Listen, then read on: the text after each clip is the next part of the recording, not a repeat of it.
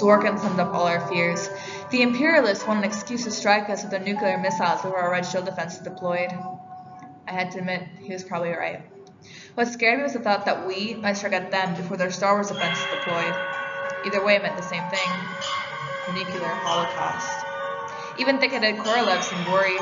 Will we go to war, he kept asking. Will we go to war? During the golden age of science fiction and fantasy, the future seems bright, with brave men exploring the stars and new frontiers met every day. But by the 1980s, events like the two Kennedy assassinations, the oil crisis, the quagmire in Vietnam, and the decades-long persistence of the Cold War meant that the people's views became more jaded and cynical. The optimism and hope of the late 60s fell apart in the 80s as the hippie dream came face to face with an unpopular war, civil rights riots, environmental concerns, and all new reasons to feel suspicious of and disappointed with those in authority. Public pessimism mixed with fascination with future dystopias, causing these qualities to seep into mainstream literature. The magazine of fantasy and science fiction began right at the start of the Cold War in 1949 and was established as a spotlight for up-and-coming fantastical stories, famous authors, and pseudoscience articles. Though it went through some drastic decrease in readers at the turn of the century, the magazine has managed to persist to today. Unlike its competitors, it featured a blend of both science fiction and fantasy, accentuating both their similarities and differences. It also features at least one real scientific article each issue, highlighting research that is currently pushing the borders between science fiction and fact. A widely used function of science fiction and fantasy is to remove the audience's ability to fully understand the context behind a story, so that real-world morals can be scrutinized in a fictitious and controlled environment. FSF is no different. The stories featured in its pages have shifted as many times as science fiction and fantasy have. Our archive ran from November 1987 to December 1988. By this time, the Cold War was drawing to a close, and people had stopped believing in utopias. The writers of the magazine of fantasy and science fiction had also shifted the direction of their writings. Far from happy, beautiful settings, the stories in the magazine of fantasy and science fiction featured bleak worlds where wars devastated the land. These were places where new technologies brought pain and chaos, and settings which seemed comparable to our own world destroyed as humanity ran unchecked. The central themes of these stories was that the end of civilization was related to the environment or even the entire world being torn apart by war and conflict. The archive dives into the possibilities of what could happen if the world were to continue fighting and destroy itself.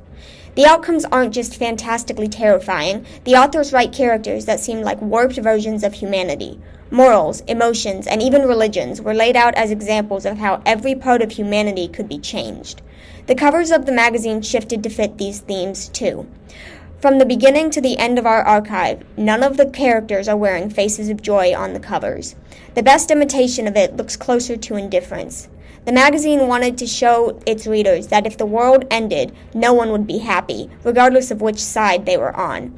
These covers featured dark backgrounds, like the world at night.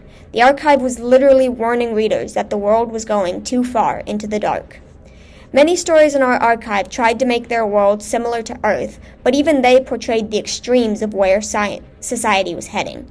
The authors incorporated incoherent monologues about who could be trusted, and dark love stories where death and murder were expressions of affection.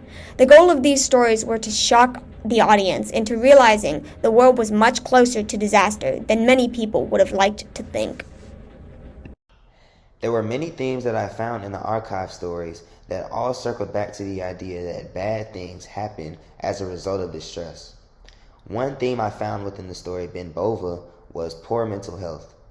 Many people during this age of the Cold War found themselves to be very stressed out and anxious on a day-to-day basis. They were stressed out about either getting attacked or getting spied on by others, no matter if they actually knew those people or not. This is one theme that can be attributed to a lack of trust. Another theme I found within the story Ben Bova was severe loneliness. In this story, I read how lots of citizens, and especially people doing war-related labor, experienced extreme loneliness, because the story talks about how the only coping mechanism for many of the NASA space station workers was to exercise, since they had to help their country win a war that existed due to a great amount of distrust. Overall, these stories reflect the feelings that people had around the world, as well as workers, like anxiety and loneliness. Another theme I found in another story from the archive was sleeplessness. In the story Star War, there was extensive discussion about how an unnamed country was randomly attacked during the Cold War, and how the citizens that were in close proximity to the attack dealt with extreme feelings of sleeplessness. This could be attributed to the external sounds of the war or the stress and anxiety of these citizens. One last theme I saw in this story, Star War, was mass delusion.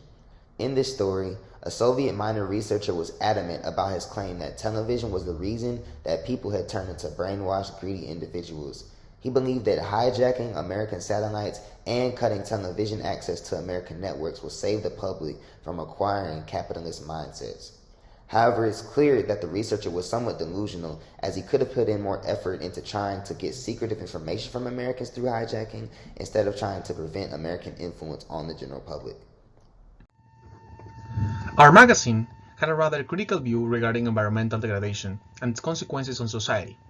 As an example, the story called Kirinyaga, from the November 1988 issue of the magazine, was about a man called Koriba, who chose to settle on Kirinyaga, a mountain in the African nation of Kenya, and attempted to create a utopian society. His desire to return to a past came from his belief that European influence was corrupting the values, traditions, and environment of his native community, the Kikuyus. By that time, the pollution of the cities was spreading more and more, that it even reached Mount Kirinyaga. Great animal herds were but distant memories, and European crops were grown on the sweeping savannas, because there was no more suitable land to cultivate. All these claims about the deterioration of their environment were due to the advances of modern societies. When Koriba states, "We did that once before, and within a mere handful of years, your culture had corrupted our society. We became something we were not meant to be." He emphasizes the refusal by the Kikuyus to change their harmonious relationship and appreciation for the environment, for one more interested in the benefits of extensive exploitation of natural resources.